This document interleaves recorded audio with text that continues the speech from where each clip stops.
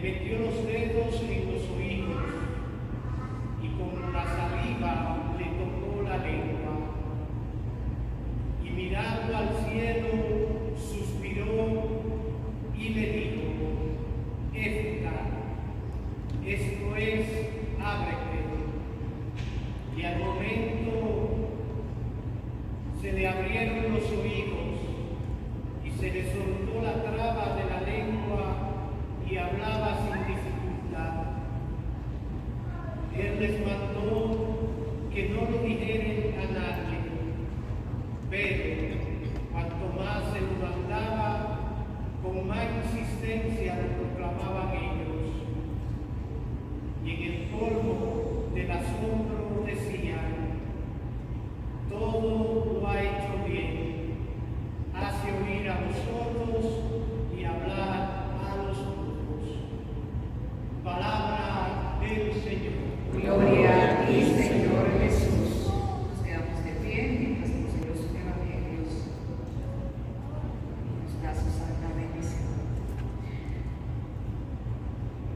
Nos acomodamos y nos disponemos a una misión que el Papa Francisco está realizando en estos días por varios países de Asia y Oceanía. Está por Indonesia, Timor, Nueva Guinea y Singapur.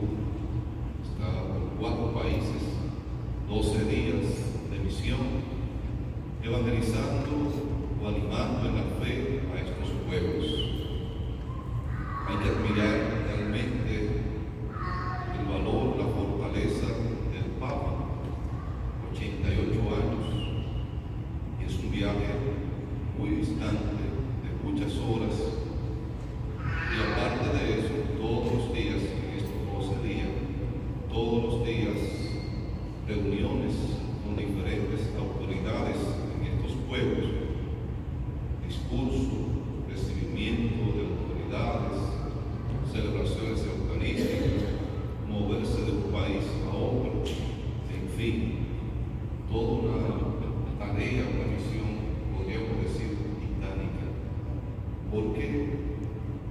Con la salud y la situación del Papa, 88 años, en silla de ruedas, pero con un ánimo, un entusiasmo, una fortaleza que nos anima también a nosotros. Porque hay personas con 30 años, menos de 30 años, que ya están cansados, todo un cansancio. Gente que le cuesta tomar la palabra de Dios e ir a un mensaje de esperanza. Y de ahora bien, eso lo hace cualquiera. Aparentemente bonito y cómodo, pero no es fácil. Porque el Papa tiene que tener una concentración única, midiendo cada palabra, cada gesto, cada signo, porque está en países que no son en su mayoría católicos, son musulmanes en su gran mayoría, y cualquier signo, cualquier gesto, cualquier actitud del Papa puede provocar un escándalo grandísimo de descarrío. Por eso, todo un trabajo de atención, concentración y acompañamiento a estos cristianos católicos que están en estos pueblos que son mayoritariamente musulmanes, gente con una gran sensibilidad, que cualquier cosa puede provocar un problema. Incluso ayer había amenaza de hacer actos terroristas en algunos puntos de los pueblos por la presencia del Papa en esos países. Imagínense lo difícil que es, pero el Papa está ahí y oremos por él para que culmine bien la misión que está realizando, animando la fe a estos pueblos, su compromiso, la misión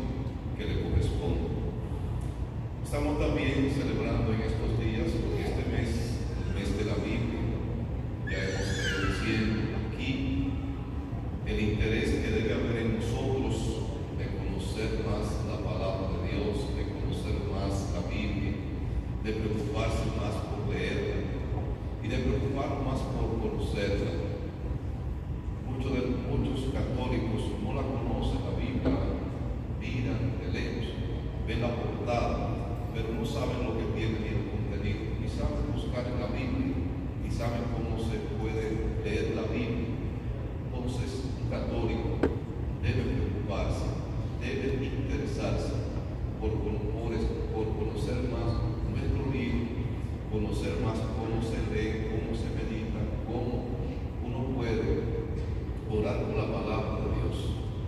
Así que tratemos de aprovechar esta riqueza que tiene este libro sagrado de nosotros, la Biblia, pero hay que poner interés. Si no, vamos a verlo como un libro aburrido, cansón, difícil de leer, incomprensible para uno. Claro, si no ponemos interés se hace muy difícil de leer y se hace más incomprensible todavía. Solamente hay que poner interés. Y hoy tenemos muchísimas facilidades y oportunidades de conocer más la palabra de Dios. Así que les motivo para que ustedes busquen su Biblia, aunque sea por curiosidad, busquen. Y ahora hasta con un tutorial, con grupos que leen la Biblia por las redes, usted puede aprendiendo a leer y puede aprendiendo en su parroquia también, la parroquia. Aquí actualmente estamos dando un taller de lección divina los sábados de 4 a 5:30 de la tarde, todos estos sábados de septiembre, para leer, conocer y aprender a hablar con la Biblia. Así que no debe aprender, conocer más, que hasta por cultura es importante conocer, hasta por cultura. Yo he ido leyendo y aprendido del Corán, no es el libro mío, del Talmud, del libro de los judíos. He leído y leo de todos esos libros que tengo, y hasta de los Biblias, de los evangelios apócrifos, de todos esos libros, uno va leyendo y va conociendo, más por cultura general, uno debe aprender, porque nada de eso quita espacio y te quita nada, todo lo contrario, te suma a tu vida. Estamos celebrando ya la 23ª semana del tiempo ordinario. En estos días la palabra de Dios sigue insistiendo sobre temas importantes para nosotros poder crecer más en nuestra vida de fe. Esa es la idea. Al leer la palabra, al escuchar la palabra, uno aprender, uno crecer y uno también enriquecerse más en su vida cristiana. Y por eso, como decía ahorita, cuando uno conoce la palabra de Dios, conoce la Biblia, se dedica, se interesa a descubrir y a conocer, a profundizar en ella, se le hace mucho más fácil entenderla.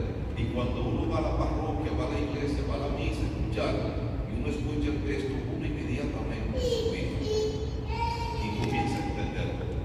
Y hoy estamos leyendo un texto, o hemos leído un texto del libro del profeta Isaías, un profeta muy conocido, todos lo conocen posiblemente, han escuchado hablar del profeta Isaías.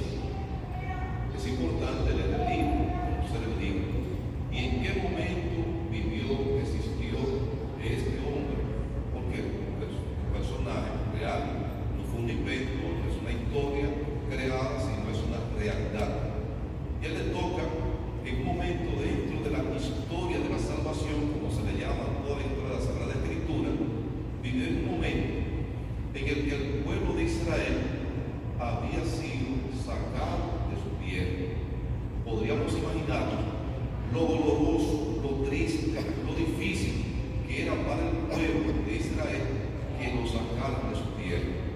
Porque la tierra prometida, esa tierra que ellos buscaron y caminaron, y nos acordamos cómo el Señor condujo al pueblo de Israel. Y en esos primeros 5 libros de la Biblia, el Pentateuco, se narra ese camino que hizo el pueblo de Israel hacia la tierra prometida que Dios había hecho a Abraham.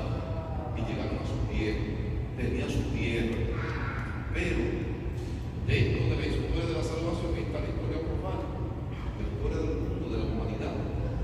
Y había pueblos más grandes.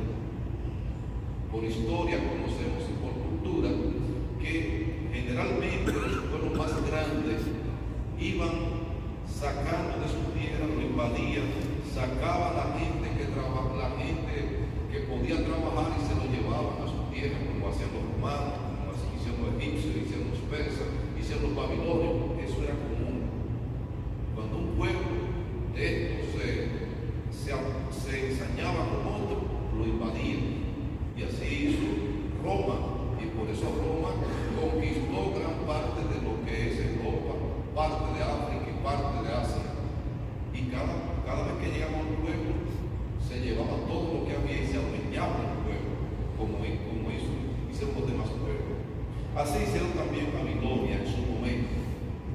Entró a Israel, que en ese momento ya había logrado una gran estabilidad con David, con Salomón, pero Babilonia en poder para una nación imperial, y entró y se adueñó del pueblo de Israel. A los hombres de trabajo se los llevó para que se pusieran a trabajar para ellos, como hicieron los egipcios también, y dejaron los niños, las mujeres y los enfermos, los ancianos, para que vivieran todavía en ese país, y era propio de ese pueblo.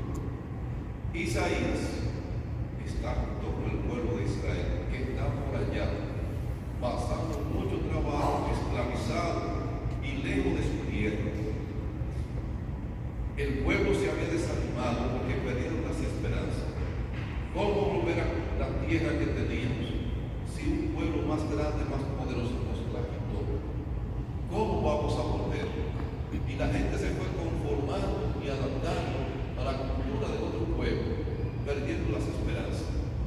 Pero Isaías surge en ese tiempo, en ese momento, como el profeta de Dios. ¿Para qué? Para mantener la motivación, el ánimo, el deseo del pueblo de regresar nuevamente a su tierra. Que el pueblo no se desanimara, que el pueblo no se desencantara. Y el profeta era como esa voz de esperanza y de consolación. Y entonces, hoy escuchamos un texto que quizás usted no lo entiende en el momento, pero cuando uno entiende lo que está sucediendo, sabe por qué sucede, por qué se dice.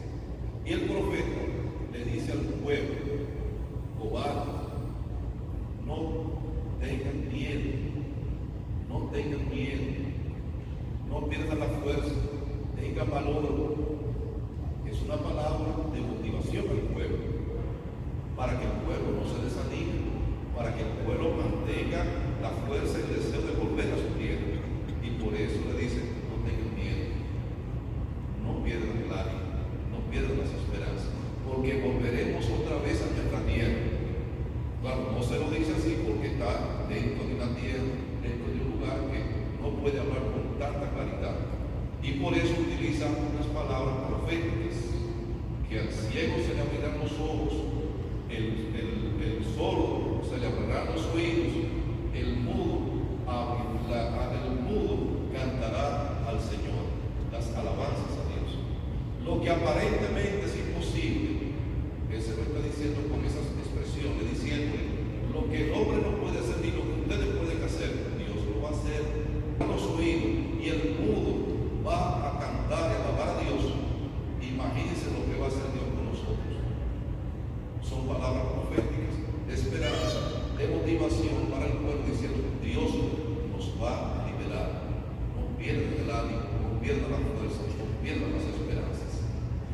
Pero esas palabras de motivaciones, esas profecías, por eso el profeta dice palabras, expresiones duras, y diciendo esa palabra al pueblo de Israel,